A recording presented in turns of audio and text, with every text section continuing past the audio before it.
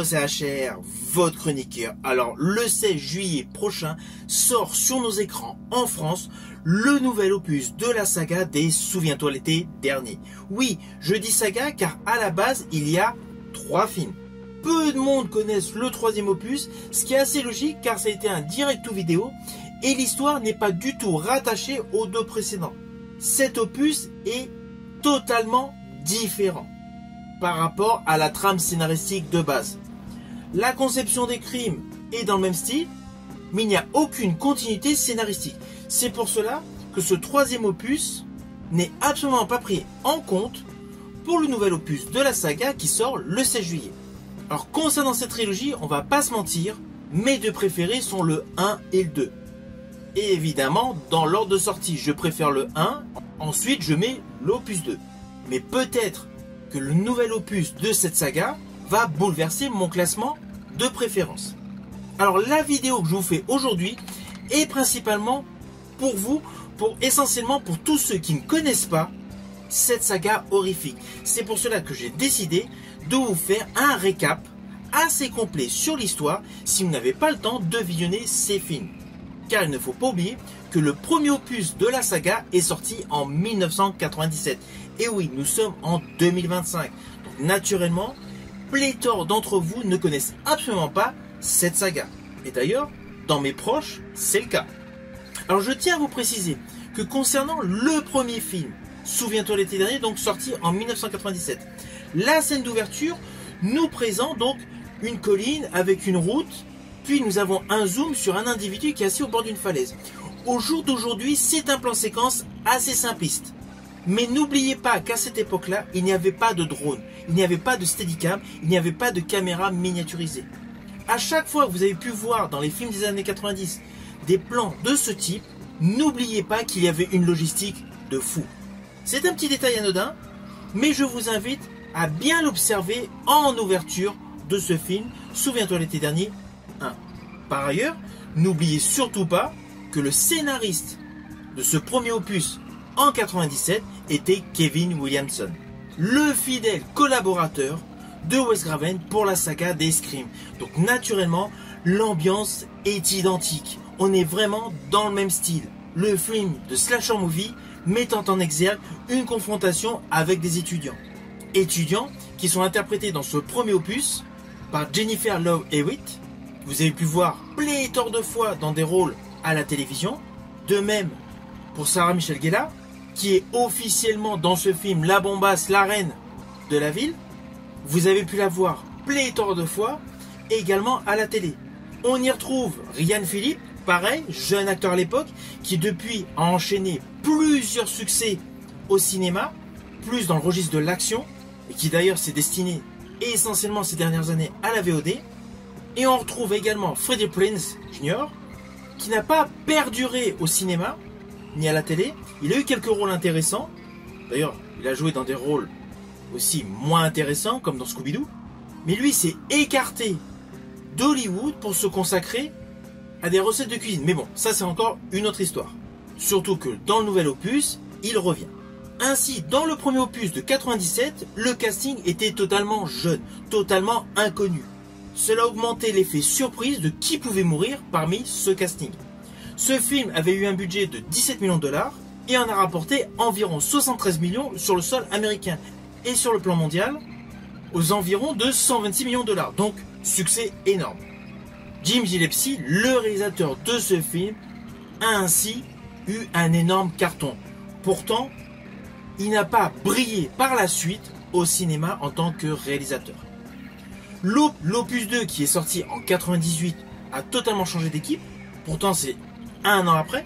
Il fut réalisé par Danny Cannon, qui a également réalisé par la suite Judge Dredd avec Sylvester Stallone, sur un scénario de Trey Calloway, reprenant l'actrice principale du premier opus, Jennifer Love Hewitt, et incorporant la chanteuse Brandy. L'histoire se retrouvait délocalisée sur un site paradisiaque. Le budget avait augmenté, il était passé à 24 millions de dollars. Au niveau US, le box-office avait rapporté aux alentours de 40 millions de dollars et à l'international 85 millions de dollars, évidemment approximativement. Le succès était là, mais moins que le précédent opus. Pourquoi? Peut-être parce que l'histoire était moins édulcorée. C'est certainement pour cela que le troisième opus est sorti bien plus tard. Il est sorti en 2006 et en direct tout vidéo. Avec un groupe d'acteurs totalement inconnus qui ne s'est pas fait remarquer par la suite, ni au cinéma ni à la télé. Du coup, cela a complètement stoppé cette saga Souviens-toi l'été dernier. Mais sur l'ensemble, c'était des slasher movies qui assuraient une bonne dose de frayeur et de gore. Il y a eu plein de copies, je pense à Lover's Road, au Urban Legend et pas mal de séries B. Mais sur la globalité, j'estime qu'outre le fait de la saga principale de slasher, qui est naturellement la saga des Scream, en deux je mettrai les Halloween, où les Scream d'ailleurs s'inspirent largement, et en trois je mettrai tout simplement cette saga Souviens-toi l'été dernier. Tous les autres comme les Urban Legend, les Lover's Road, Mortel Saint-Valentin et consorts sont largement en dessous. C'est pour cela que je vous invite à découvrir le prochain film de cette saga. Mais naturellement, pour les plus jeunes d'entre vous, ou tout simplement en tant que rappel pour ceux qui connaissent cette saga, voici mon récap.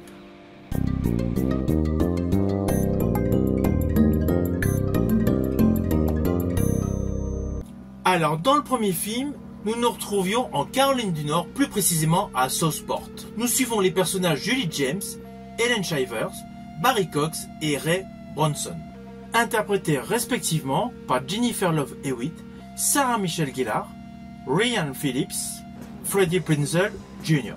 À la suite de l'élection du personnage interprété par Sarah Michelle Gellar, qui se retrouve donc Miss Southport, ils se sont fait une soirée sur la plage, bien alcoolisés, et à la suite d'un amusement au cœur de leur voiture, sur la route, ils renversent accidentellement un individu.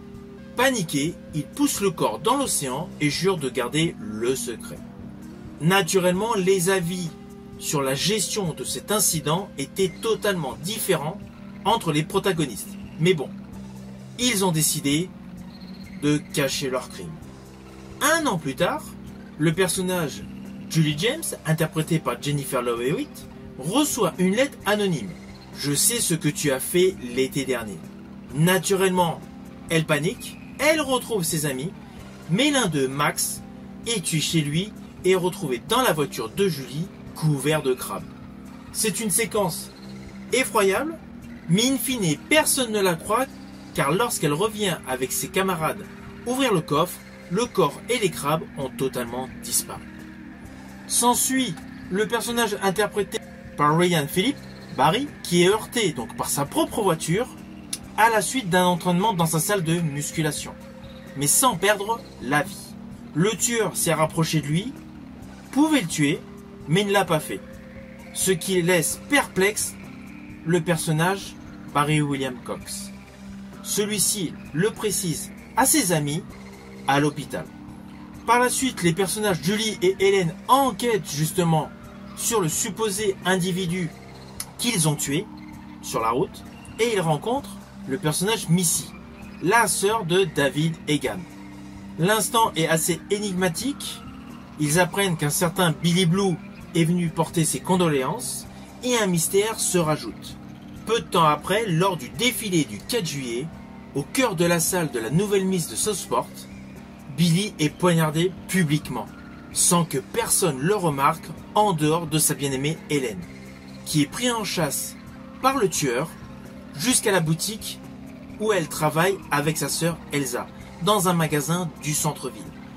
Malheureusement, sa sœur Elsa est tuée par le slasher et Hélène se retrouve assassinée dans une artère de la rue principale où la foule est dense sans que personne ne s'en rende compte. Alors pour la petite histoire, cette séquence d'un personnage qui se fait tuer par un slasher proche d'une foule assez dense a été reprise dans pléthore de films de ce genre, notamment dans le dernier opus des Scream pour la scène d'ouverture. S'ensuit quelques minutes plus tard, Julie qui découvre la véritable identité de la personne en fait qu'ils sont supposés avoir tué sur le bord de la route. Ce n'est pas David, mais Ben Willis, le père de Suzy, qu'ils avaient frappé et laissé pour mort.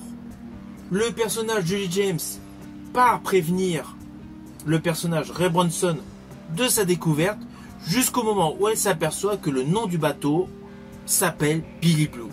Là, il y a un quiproquo, il y a une confrontation.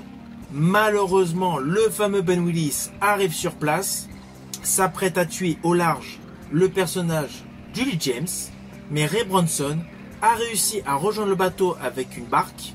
Il y a un combat, Willis perd la main à cause d'un haubans et est projeté par-dessus bord. De ce fait, les deux survivants de ce premier opus sont les personnages interprétés par Jennifer Love Hewitt et Freddie Prinze Jr. Personnages que vous avez pu voir dans la bande-annonce du nouvel opus de cette saga, Souviens-toi l'été dernier. Alors je tiens à vous préciser que la petite séquence en épilogue de ce premier film, en fait, on peut la considérer comme un cauchemar. Nous découvrons le personnage Julie James qui est sous sa douche et qui d'un seul coup se retrouve face au tueur. Mais en fait, par la suite, il s'avère que c'était un cauchemar. Donc l'année d'après, nous retrouvons le personnage de Jennifer Love Hewitt, Julie James, qui justement n'arrête pas de faire des cauchemars. Nous retrouvons Julie qui étudie désormais à Boston, très marquée, et elle souffre de stress post-traumatique. Et a toujours peur du retour du tueur au crochet. En répondant à une question d'un jeu radiophonique, sa colocataire, Carla Wilson, c'est-à-dire la chanteuse Blondie, il gagne un superbe week-end aux Bahamas pour 4 personnes. Alors pourquoi je dis il? Tout simplement parce que Carla a décidé d'inviter son petit copain et a décidé d'inviter son amie Julie et Will, un garçon amoureux de Julie. Naturellement, le personnage interprété par Freddie Prinze Jr. aurait aimé venir aux Bahamas. Surtout qu'il est venu faire une visite surprise à Julie à Boston. Là, il y a une confrontation avec le personnage de Dave, l'acolyte de Ray, qui se fait attaquer par un pêcheur au crochet. Ray Bronson parvient de justesse à s'échapper, mais se retrouve à l'hôpital. Dans le même temps, aux Bahamas, nous découvrons le personnage Paulson, interprété par Red West, qui a emmené sur place avec son bateau Julie, Carla, Tyrell et Will, qui arrivent dans un hôtel totalement vide. Ils ont vraiment tout le site pour eux. Ils font la connaissance du docker Darik, du porteur de bagages Estes, de Titus et de la barmaid Nancy. Le patron de l'hôtel, Mr. Brooks, accueille les 4 amis et les informe que c'est le dernier jour de la saison de l'été, raison pour laquelle l'hôtel est vide à part eux et le personnel. Parallèlement, à l'hôpital, Ray, qui a survécu à ses blessures, s'enfuit car il se doute que le tueur au crochet va de nouveau tenter de s'en prendre à Julie, sa bien-aimée. Le soir même, au bar de l'hôtel, tandis que Julie chante au karaoké, elle s'aperçoit qu'un bandeau apparaît « Je sais encore ce que tu as fait l'été dernier ». Terrifiée à sa lecture de ces mots sur l'écran, elle retourne en courant dans sa chambre. Parallèlement, Will avoue qu'il aime Julie et Darik est en train d'amarrer un bateau lorsqu'il est ensuite assassiné par le fameux tueur. Et c'est là que pas mal d'effets gore interviennent. Nous avons la femme de ménage Olga qui trouve des draps ensanglantés avant de se faire trancher la gorge. Mort extrêmement gore, début de toute une série de crimes gore. Le lendemain matin, le groupe trouve les cadavres d'Olga, Titus et Mr. Brooks, puis la radio bidirectionnelle détruite. Ils se retrouvent donc isolés au cœur de cette île, au cœur de cet hôtel, au centre d'une île maintenant déserte. Alors il y a une petite histoire de vaudou qui est utilisée, mais cela n'a pas vraiment d'incidence sur l'histoire. Quelques minutes plus tard, nous avons le fameux tueur au crochet qui surgit dans la cuisine et tue Tyrell. Les filles se retirent dans le grenier et la chanteuse Brandy, qui interprète Carla, est attaquée par Ben Willis, le fameux tueur au crochet. Julie et Nancy sauvent Carla de justesse vers un local où ils découvrent toutes les victimes de Ben. Alors s'ensuit naturellement des jumpscares, des screamers, ça court dans tous les sens, et tandis que les personnages Nancy et Carla cherchent une trousse de premier secours, le personnage Estes est empalé par un harpon qui tombe sur Nancy.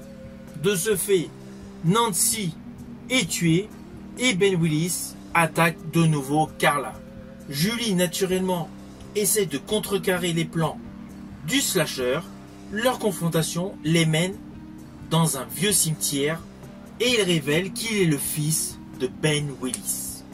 S'ensuit naturellement le chevalier, le grand amoureux du personnage interprété par Jennifer Love Hewitt, c'est-à-dire Freddie Prinze Jr., qui arrive au bon moment pour tout simplement sauver sa bien-aimée. Alors l'histoire, voilà, elle est largement moins travaillée que le premier opus. Mais cela reste un bon slasher movie avec de bonnes sensations.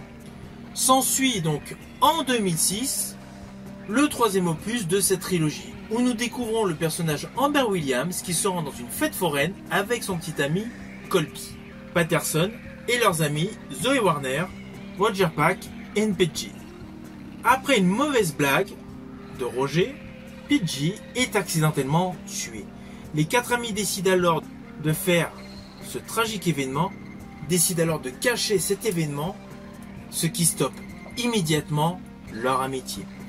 Un an après, Amber découvre avec stupeur et tristesse que Colby ne poursuit plus du tout ses études à la fac et préfère reprendre son travail de maître nageur.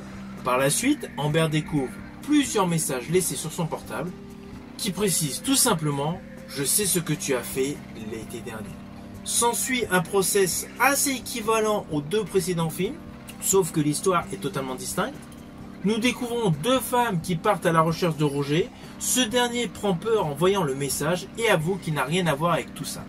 Là se déclenche une partie de suspense et de traque, et les protagonistes principaux découvrent que le fameux Pidgey avait un cousin, Lance, qui les aide.